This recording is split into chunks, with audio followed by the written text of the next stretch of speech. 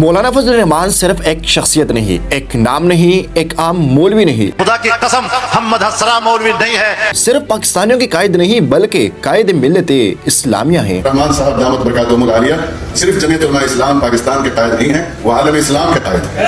مولانا فضل الرحمان ایک نظریہ ہے، ایک پہچان ہے، ہر ظالم کے گریبان میں ہاتھ ڈال کر مظلوموں کا ساتھ دینے والے جہدی تسلسل کا نام ہے، اور ساتھ میں ایک PhD ڈاکٹر بھی ہے۔ Recognition of his outstanding efforts towards development of Islamic brotherhood and national unity. I request the Vice Chancellor to confer upon Maulana Fazlur Rahman the honorary degree of letters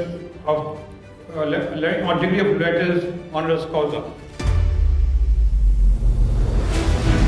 Pakistan کے گلی کوچوں سے لے کر general Zia کی امریت ہو، general Musharraf کی طاقتور وردی ہو، یا جنرل باجوہ کا غیر اعلانیہ مارشل لا، امریکہ اور اسرائیل کی لابنگ ہو، یا دنیا کی سب سے طاقتور ترین فوجی اتحاد نیٹو ہو، مولانا نے ہمیشہ آنکھوں میں آنکھیں ڈال کر بات کی ہے۔ ہم نے آج تک حکمرانوں کے روبدار کو قبول نہیں کیا۔ آپ کون ہوتے ہیں؟ اسرائیل نہیں ہے، یہ امریکہ کا کتا ہے، بھاولا کتا جو مسلمانوں پہ چھوڑا گیا ہے ان کی چیر پھاڑ کرنے کے لیے، لیکن انشاءاللہ وقت آ گیا ہے جب اس ناسور کو اکھاڑ کر بحر مردار میں پھینک دیا جائے۔ مگر آج رفتار نے اپنی رفتار میں مولانا کو اپنی رفتار سے ہی کچھ زیادہ ہی کم دکھایا۔ رفتار کے سفر میں رفتار نے اپنی رفتار کو اس وقت بریک لگائے جب انہوں نے مولانا کی سیاسی اننگز دکھانے کے لیے مولانا کے رفتار سے پیچھے رہ جانے والے کرداروں کو اپنی رفتار کے سیٹ پر بٹھایا۔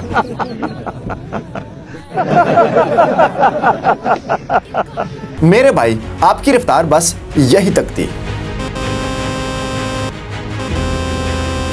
بسم اللہ الرحمن الرحیم، السلام علیکم۔ مولانا فضل الرحمان صاحب پر لگائے جانے والے الزامات دراصل پاکستان کی اس سیاست کا عکس ہے جہاں شخصیات کو پورے سیاق و سباق کے بغیر دکھائے جاتے ہیں۔ کسی بھی طویل سیاسی سفر کو صرف چند جملوں میں سمیٹ دینا آسان ہوتا ہے، مگر انصاف کے تقاضے کہیں پورے کرتا ہے۔ مولانا کے عروج محض مزاحمت سیاست کا نتیجہ نہیں بلکہ پارلیمانی جدوجہد، انتخابی سیاست، اتحاد سازی اور تنظیم استقامت کا حاصل ہے۔ انہوں نے احتجاج کو ہمیشہ ایک ذریعے کے طور پر استعمال کیا، منزل کے طور پر قطعاً نہیں، اور یہی فرق انہیں وقتی ابال سے الگ کرتا ہے۔ یہ تاثر بھی دیا جاتا ہے کہ لچکدار موقف اختیار کر کے انہوں نے باقی قیادتوں کو پس منظر میں دھکیل دیا۔ حالانکہ سیاست میں لچک کوئی اخلاقی کمزوری نہیں بلکہ حالات کو سمجھ کر راستہ نکالنے کی صلاحیت ہوتی ہے۔ دینی سیاست کا ایک بڑا حصہ اگر آج بھی قومی سیاست میں موجود ہے تو اس کے پیچھے یہی حکمت عملی کار فرما ہے۔ جو جماعتیں اٹل نعروں کے ساتھ چلتی رہی ہے وہ اکثر وقت کی گرد میں گم ہو گئی ہے۔ مشرف دور میں مولانا کی مخالفت اور ساتھ ہی ریاستی نظام میں موجودگی کو تضاد بنا کر پیش کیا جاتا ہے۔ حالانکہ آئینی سیاست میں یہ کوئی انہونی بات نہیں۔ آئین شکنی کی مخالفت کرنا اور اس کے باوجود پارلیمنٹ کے اندر رہ کر کردار ادا کرنا دراصل اسی سیاسی فہم کا اظہار ہے جسے بالغ نظری کہا جاتا ہے۔ سیاست دروازے بند کرنے کا نام نہیں بلکہ اختلاف کے باوجود مکالمے کو زندہ رکھنے کا عمل ہے۔ ان کی سیاست کو جذباتی اور مذہبی قرار دیا جاتا ہے، مگر یہ بات بلا دی جاتی ہے کہ مذہبی پس منظر رکھنے والا رہنما اگر اپنی زبان اور استعارے اسی ماحول سے لیتا ہے تو یہ فطری امر ہے۔ اس کے باوجود ان کا پارلیمانی کردار، آئینی نکات پر گفتگو اور قومی معاملات میں موقف یہ واضح کرتا ہے کہ جذبات کے ساتھ ساتھ دلیل بھی ان کی سیاست کا حصہ رہی ہے۔ مدارس کے حوالے سے انہیں نام نہاد محافظ کہنا بھی ایک آسان الزام تو ہو سکتا ہے، مگر حقیقت یہ ہے کہ مدارس کی رجسٹریشن، اسناد کی قانونی حیثیت، ریاست کے ساتھ مذاکرات اور دینی طبقے کو دیوار سے لگنے سے بچانے کی کوشش ان کے سیاسی کردار کا نمایاں حصہ رہے ہیں۔ اس پر اختلاف تو ہو سکتا ہے کہ مزید کیا ہونا چاہیے تھا، مگر سرے سے کردار ہی کا انکار حقیقت سے فرار ہے۔ جماعتی انتخابی نظام میں خامیوں کی نشاندہی کی جاتی ہے اور اس میں اصلاح کی گنجائش سے انکار قطعاً نہیں کیا جا سکتا، مگر جمعیت کا مزاج روایتی دینی جماعتوں جیسا ہے جو مکمل طور پر جدید جمہوری ماڈل پر پورا نہیں اترتا۔ اس کے باوجود جماعت کے اندر اختلاف، مشاورت اور تنقید کی مثالیں موجود رہی ہیں جو کسی فرد واحد کی امریت کے تصور کو کمزور کرتی ہیں۔